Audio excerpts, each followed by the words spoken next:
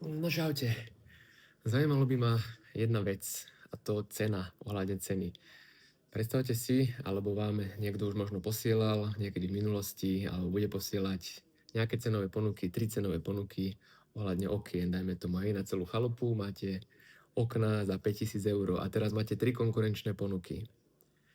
Tie 3 konkurenčné ponuky sa líšia od seba nejakou cenou. Zaujíma ma, akú cenu by ste akceptovali, alebo koľko, aký rozdiel cenový by ste akceptovali, aby ste sa rozhodli pre tú a tú firmu. Či idete na základe nejakého doporučenia, či idete len podľa ceny, alebo idete podľa toho, že tú firmu, ja neviem, poznáte, alebo vám niekto spomenul, že je fajn, alebo že dobre robia, alebo že majú dobré ceny, alebo dobré produkty.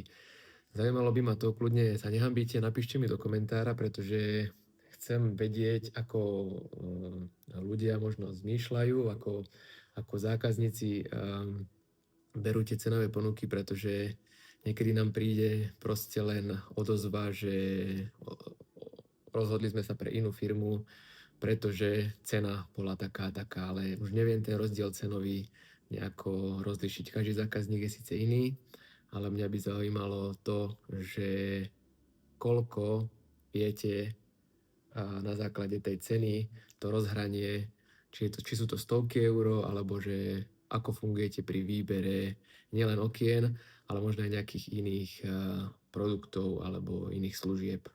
Veľmi ma to zaujímalo, dajte vedieť do komentára. Ďakujem vám veľmi pekne za každý jeden.